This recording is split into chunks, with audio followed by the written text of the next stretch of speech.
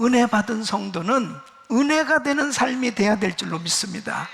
은혜가 되는 삶이 될 때 하나님께 영광이 되고, 그리고 그리스도의 향기를 바라며 많은 사람들에게 좋은 영향력, 선한 영향력을 끼치는 그런 복된 삶이 될 수 있는 것입니다.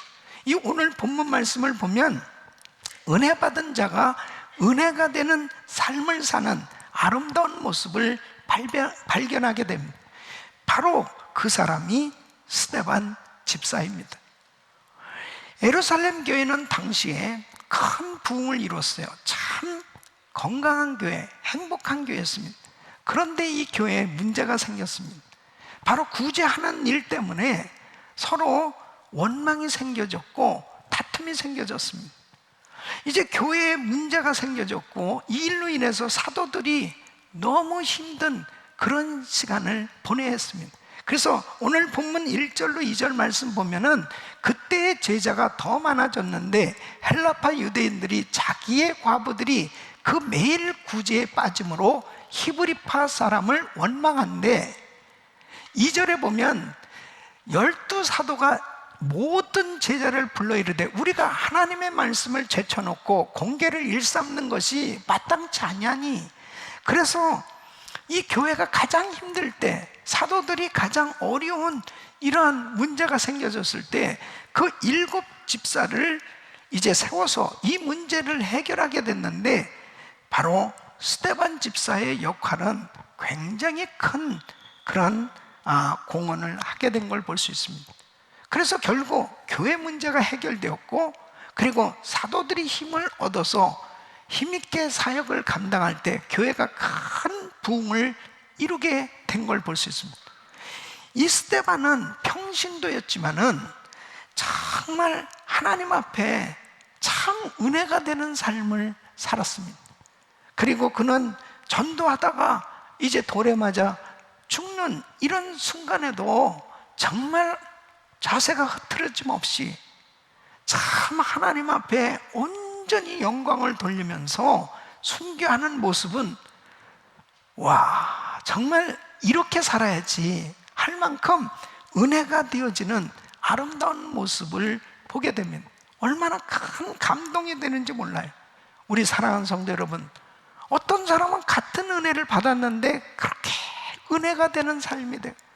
어떤 사람은 같은 은혜를 받았는데 은혜롭지 못한 삶이 되어졌을 때, 우리 모든 성도님들은 정말 특별히 이 코로나 팬데믹 상황 가운데 나의 신앙을 다시 한번 점검해 보면서 여러분들은 은혜가 되는 삶이 되시기를 축원합니다. 여러분, 세계 복음화가 이루어지고 세계 선교가 마무리되어지고, 그리고 모든 사역들이 정말 이 미국의 영적 대부흥이 일어날 수 있는 것도 저와 우리 성도님들이 우리의 삶 속에 은혜가 되는 삶이 될 때 이 놀라운 일들이 이루어질 줄로 믿습니다. 저는 오늘 이 말씀 가운데 이 스데반은 정말 그의 인생, 그의 신앙생활이 은혜가 되는 삶이 되었어요. 그래서 어떻게 하면 이 코로나 팬데믹 상황 속에서도 이렇게 어려운 시험과 환난의 때에 은혜가 되는 삶이 될 수 있을까? 따라하겠습니다. 은혜가 되는 삶은 스데반 집사처럼 살자. 은혜가 되는 삶은 스데반 집사처럼 살자.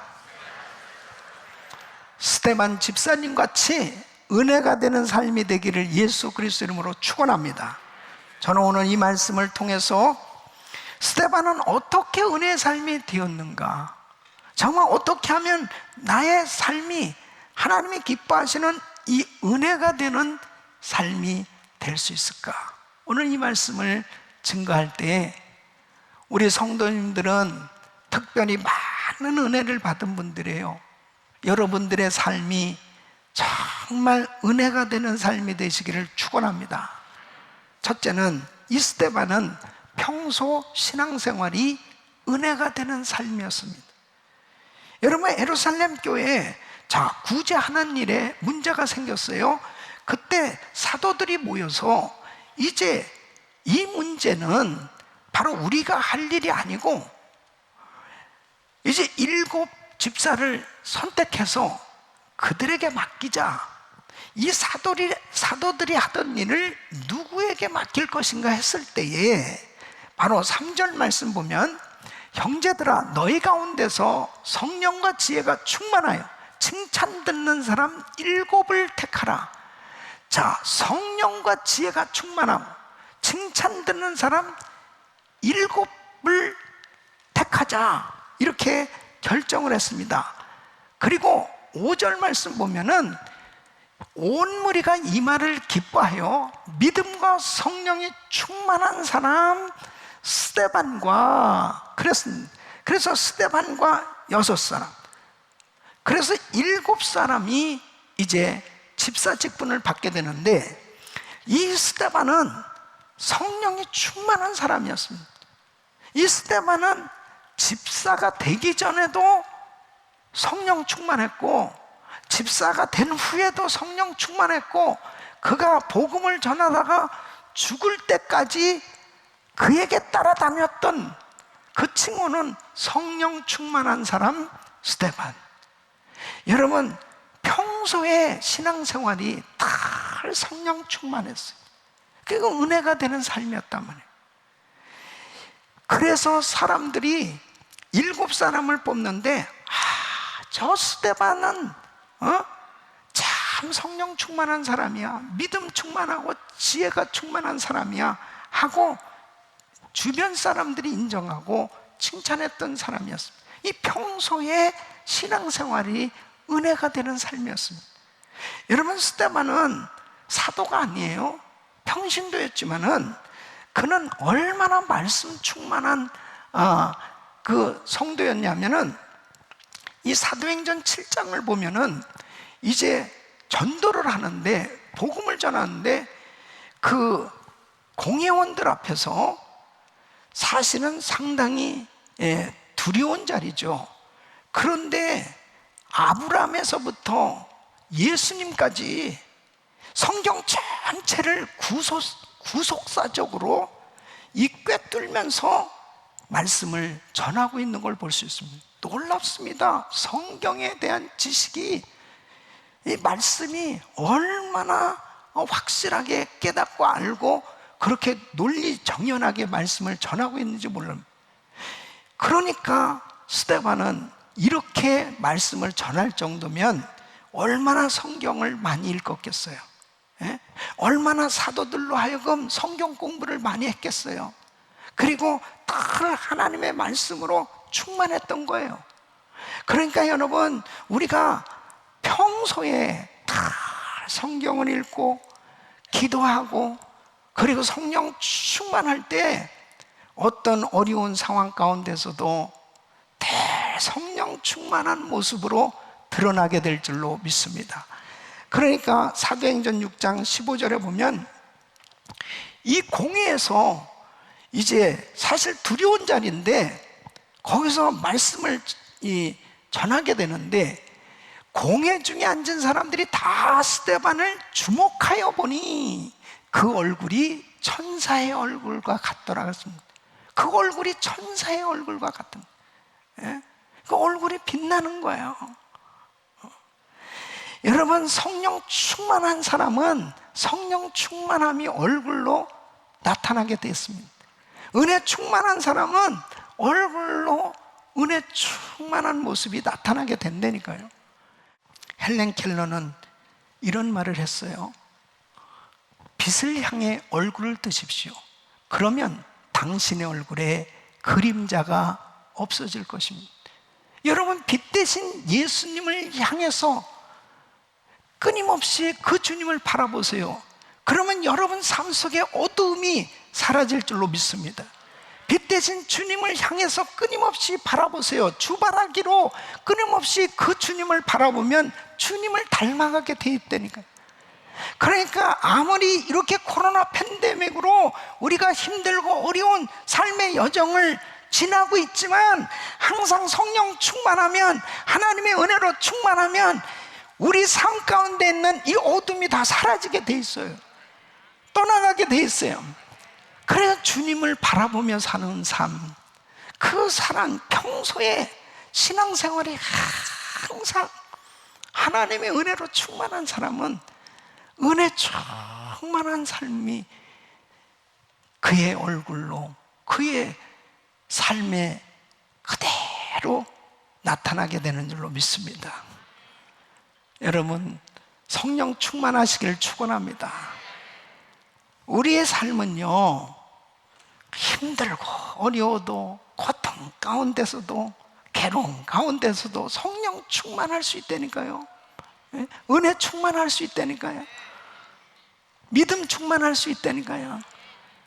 그러니까 스데반이 이렇게 평소에 신앙생활이 은혜가 되는 삶을 살았기 때문에 그의 생애는 가장 고통스러운, 어떤 면에서는 영적으로는 영광이지만 육신적으로는 돌에 맞아 죽는 그런 순교하는 그 순간, 여러분, 스데반의 순교도 하루아침에 된 것이 아니죠.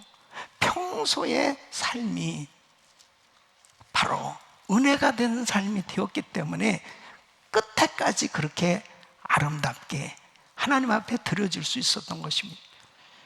우리 사랑하는 성도 여러분, 은혜가 되는 삶이 되시기를 축원합니다. 스데반은 교회 집사로서 이 직분을 받았을 때 하나님께서 그에게 물론 은혜를 크게 주셨지만은 항상 그의 삶이 은혜가 되는 삶이 되려고 노력하며 살았던 것을 볼 수 있습니다. 그래서 디모데전서 3장 2절로 10절 보면 이 재직들, 특별히 직분자들이 바로 어떻게 은혜가 되는 삶이 되어야 될까, 이런 사람을 선택해야 될 것을 말씀하고 있습니다. 그러므로 감독은 책망할 것이 없으며 한 아내의 남편이 되며 절제하며 근신하며 아담하며 나그네를 대접하며 가르치기를 잘하며 술을 즐기지 아니하며 구타하지 아니하며 오직 관용하며 다투지 아니하며 돈을 사랑치 아니하며 자기 집을 잘 다스려 자녀들로 모든 단정함으로 복종케 하는 자라야 할지며, 사람이 자기 집을 다스릴 줄 알지 못하면 어찌 하나님의 교회를 돌아보리오. 새로 입교한 자도 말지니 교만해져서 마귀를 정죄하는 그 정죄에 빠질까 하며, 또한 외인에게서도 선한 증거를 얻은 자라야 할지니 비방과 마귀의 올무에 빠질까 염려하라. 이와 같이 집사들도 단정하고 일구이연을 하지 아니하고 술에 인박이지 아니하고 더러운 일을 탐하지 아니하고 깨끗한 양심에 믿음의 비밀을 가진 자라야 할지니, 이에 이 사람들을 먼저 시험하여 보고 그 후에 책망할 것이 없으면 집사의 직분을 하게 할 것이요 그랬습니다. 그러니까 요약해 보면 삶 가운데 은혜가 되는 삶, 다른 사람들에게 은혜가 되어지는 삶으로 그렇게 선한 영향력을 줄 수 있는 이런 은혜의 삶이 되시기를 예수 그리스도 이름으로 축원합니다. 두 번째는 사도들을 위한 동역자로 은혜가 되는 삶이었습니다. 예루살렘 교회에 구제하는 문제가 생겨졌을 때에 바로 3절 말씀 보면 이제 사도들이 7을 택해서 우리가 이 일을 저희에게 맡기고 그랬습니다. 이 일을 저희에게 맡긴다는 것은 이제 동역자를 세우는 거죠.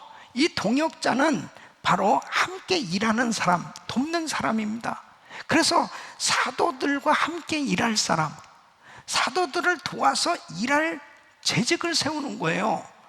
그래서 4절 말씀 보면은 우리는 기도하는 것과 말씀 전하는 것을 전무하리라. 사도들의 본연의 임무는 기도하고 말씀 전하는 사역을 해야 되는데 이 일을 제대로 하지 못하고 있었습니다. 그래서 이제 이 7 집사를 세우고 그들에게 이 교회의 모든 문제들을 다 맡겨서 그 일을 하게 했단 말이에요. 이렇게 주의 종과 아름다운 동역이 이루어졌을 때 하나님께서 놀라운 은혜를 베풀어 주신 것입니다. 그래서 7절 말씀 보면 아름답게 동역한 결과가 어떻게 나타나고 있냐, 하나님의 말씀이 점점 왕성하여 예루살렘에 있는 제자의 수가 더 심히 많아지고 교회가 큰 부흥을 이루게 되는 것입니다. 여러분, 바로 주의 종을 마음껏 기도하고 주의 사역을 할 수 있도록 오른손을 올려주고 왼손을 올려줄 수 있는 그런 재직들이 세워졌을 때 바로 하나님께서 그 공동체에 놀라운 부흥을 부어주시는 줄로 믿습니다. 그래서 7절 말씀 보면 허다한 제사장의 무리도 이 도에 복종하니라 그랬습니다. 여러분, 허다한 제사장의 무리는요, 유대 종교 지도자들입니다. 제사장들이에요. 이 사람들은 정말 지독한 유대교 주의자들이거든요. 그러니까 예수를 믿지 않습니다. 예수를 절대 받아들이지 못하죠. 그런데 이 사람들이 이 도에 복종하니라, 이 말씀 뭐예요?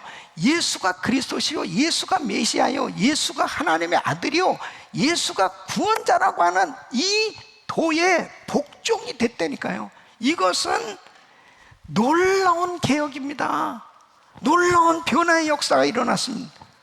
성령님께서 물론 하신 일이지만은 바로 사도들이 나가서 이 말씀을 증거하는데 이런 역사들이 막 일어나는 거예요. 이룰 수 있는 건 뭡니까? 사도들이 기도할 시간, 말씀 준비할 시간, 이런 시간을 가지고 성령 충만하니까 성령님이 막 강력하게 역사하신 것입니다. 여러분, 이렇게 될 수 있었던 건 뭐예요? 7 집사의 역할이 사도들이 마음껏 기도하고 마음껏 말씀 전할 수 있도록, 거기에 모든 사역에 전무할 수 있도록 모든 교회 문제들을 다 맡아서 사역을 감당했기 때문입니다. 아름다운 동역이 가정에서 이루어지고 서로 사랑하는 부부, 그리고 정말 가정교회에서 목자님을 중심으로 목원들이, 그리고 그룹장님과 우리 가정교회, 우리 온 성도님들이, 또 부서에서는 또 서로 이렇게 동역자가 되어져서 함께 같이 아름다운 연합이 이루어졌을 때 하나님은 그것을 그렇게 기뻐하시는 것입니다. 형제가 연합하여 동거하며 어찌 그리 선하고 아름다워. 우리 사랑하는 성도 여러분, 여러분들의 그 동역하는 모습이 은혜가 되시기를 예수 그리스도 이름으로 축원합니다. 세 번째는 죽음 앞에서까지 은혜가 되는 삶이 되었습니다. 이 스데반은 성령 충만했어요. 은혜 충만해서 교회 내적 살림살이를 잘한 겁니다. 그래서 교회에 이 헬라파, 히브리파, 과부 구제하는 이 명단을 가지고 여러 가지 문제들이 많이 있었지 않습니까? 이런 행정적인 것, 교회 살림살이 하는 것, 이런 것도 잘 했을 뿐 아니라 그는 전도하는 일도 소홀하지 않았던 것을 볼 수 있습니다. 그래서 모이면 덕세우고 흩어지면 전도하는 가정교회 삶의 모델이 바로 스데반 집사님이었습니다. 그래서 그가 얼마나 성령 충만하고 권능이 나타났냐면요, 사도행전 6장 8절에 보면 스데반이 은혜와 권능이 충만하여 큰 기사와 표적을 민간에 행하니 그럽니다. 그러니까 이 스데반이 평신도지만 그가 얼마나 기도를 많이 했으면, 얼마나 말씀 충만했으면 가서 복음 전하는데 막 귀신이 쫓겨나가고요, 아픈 환자에게 손을 얹고 기도하니까 막 기적이 나타나는 거예요. 치유받는 역사들이 막 나타나는 겁니다. 그러면서 사도행전 6장 이 10절에 보면 그가 회당에 들어가서 전도를 하는데 얼마나 많은 반대하는 사람들이 있습니까? 변론을 하지 않습니까? 스데반이 지혜와 성령으로 말함을 저희가 능히 당치 못하여 그렇습니다. 지혜가 충만하고 성령이 충만하니까 막 성령님이 할 말을 막 주시는 거예요. 예? 순간순간 막 할 말을 주시니까 모든 부분들이 그냥 다 해결되어지는 역사가 일어나요. 그러니까 그 사람들이 예수님을 영접하는 놀라운 역사가 일어나게 된 걸 볼 수 있습니다. 이렇게 전도자가요. 그러니까 우리 성도님들은 어떤 부서에 어떤 사역을 해도 전도는 필수입니다, 여러분. 복음 전하는 건 필수예요. 그러니까 이 복음 전하는 것은 성령 충만하면 전도 안 할 수가 없는 거예요. 그러니까 벌써 성령 충만이 식어지면 전도 안 합니다. 근데 성령 충만하면 막 영혼이 보여지는 것입니다. 어떤 사람에게도 부끄럽지가 않아요. 담대하게 복음을 전하는데, 스데반이 복음 전하다가 이제 돌이 날라오는 겁니다. 사람들이 막 박수하고 막 예수님 영접하고 그렇게 환영해 주면 얼마나 좋겠습니까? 그런데 이때 상황은 그렇지 않았습니다. 이거 뭐 두려울 수밖에 없는 위기 상황이 벌어진 거예요. 그런데 영안이 열려졌습니다. 얼마나 성령 충만했으면요, 사도행전 7장 56절에 보면 보라, 하늘이 열리고 인자가 하나님 우편에 서신 것을 보노라. 여러분, 지금 돌이 날라오고 있어요. 이런 정말 두려운 그런 위기 가운데 있었는데 영안이 열려져서 바로 하나님, 우리 주님께서 보좌 우편에 서신 것을 보면서 얼마나 감격했겠습니까? 아픈 것도 모르고 정말 두려움도 다 사라지고 하나님의 영광과 그 주님의 그 영광스러운 모습을 보면서 감격했을 것입니다. 이것은 바로 하늘의 소망으로 충만한 줄로 믿습니다. 그래서 하늘의 소망으로 충만한 삶을 살고 있었기 때문에 그는 죽음은 천국이요, 그리고 그 주님을 만날 그 항상 기대감, 그런 마음이 다 그에게 있었던 걸 볼 수 있습니다. 그래서 끝까지 주님을 바라보는 그의 모습을 보게 됩니다. 이제 59절 말씀 보면은 저희가 돌로 스데반을 치니 스데반이 부르짖어 가로되, 돌에 맞아 이제 죽어가는 거예요. 주 예수여, 내 영혼을 받으시옵소서. 죽을 준비가 돼 있어요. 더 은혜가 되는 건 뭐냐면 60절 말씀입니다. 무릎을 꿇고 크게 불러 가로되, 주여 이 죄를 저들에게 돌리지 마옵소서. 이 말을 하고 자니라. 마지막 유언이 용서의 말씀이었어요. 자기를 향해서 돌을 던지는 자, 자기를 죽이는 자를 향해서 용서의 기도를 하고 있는 모습을 보게 됩니다. 이런 모습은 예수님 외에서는 보기가 어려운 거 아니겠습니까? 누가복음 23장 34절 보면 예수님께서 십자가에 못 박히셨을 때 자기를 못 박는 자들을 향해서 이렇게 기도하셨습니다. 예수께서 가라사대, 아버지여 저희를 사하여 주옵소서. 자기 하는 것을 알지 못함이니이다. 마지막 죽음 앞에서 이 같은 기도를 할 수 있는 건 참 놀라운 감동이고 은혜가 되지 않습니까? 여러분, 우리는 죽음 앞에서 어떠한 모습으로 하나님을 만날 그런 모습을 보일까요? 자신의 신앙이 그대로 드러나는 때가 바로 죽을 때가 아닐까요? 죽음 앞에서까지 은혜가 되는 삶이 되어야 될 줄로 믿습니다. 죽음 앞에서 은혜가 되는 삶을 사셨던 주기철 목사님, 그분은 이제 마지막 이 유언 설교를 하시면서 이런 말씀을 합니다. 주님 때문에 오늘 고난을 내가 피하였다가 이 다음 무슨 낯으로 주님을 대하오리까? 주님 때문에 당하는 수욕을 내가 피하였다가 이 다음 주님이 너는 내 이름으로 평안과 즐거움을 다 받아 누리고 고난의 잔을 어찌하고 왔느냐 물으시면 나는 무슨 말로 대답하랴?